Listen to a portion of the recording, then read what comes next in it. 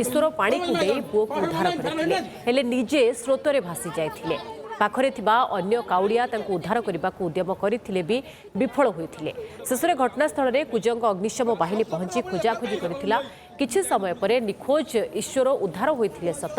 हेले हॉस्पिटल रे डाक्टर तांको मृत घोषणा करथिले सेबडे 8 वर्षर पुओ को स्थानीय हॉस्पिटल रे भर्ती करा जायछि।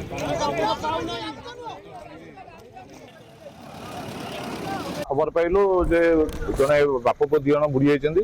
आमे आसी पहुंचला को पुओ को उद्धार कराई कि बापा बुड़ी जाइछन्ती आउ ये काम करे रात्रि भी हम पे बहुत रिस्कफुल था कहीं नदी स्रोत भी अधिका था जहाँ पिला बहुत परिश्रम कला बापा को उद्धार कलु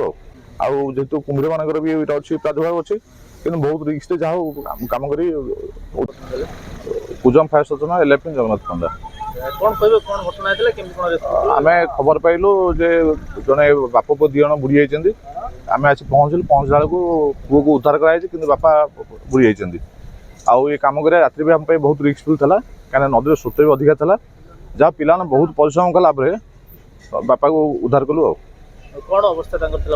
उद्धार बेले तो 2-3 घंटा है मिले ऑटो नथिबे डॉक्टर जहाँ डिक्लेयर करेंगे कि बहुत कष्ट कला जहाँ ये सौभाग्य आम लोक पाइगलु अनकनसीयस थे 2.5 घंटा 3 घंटा लगे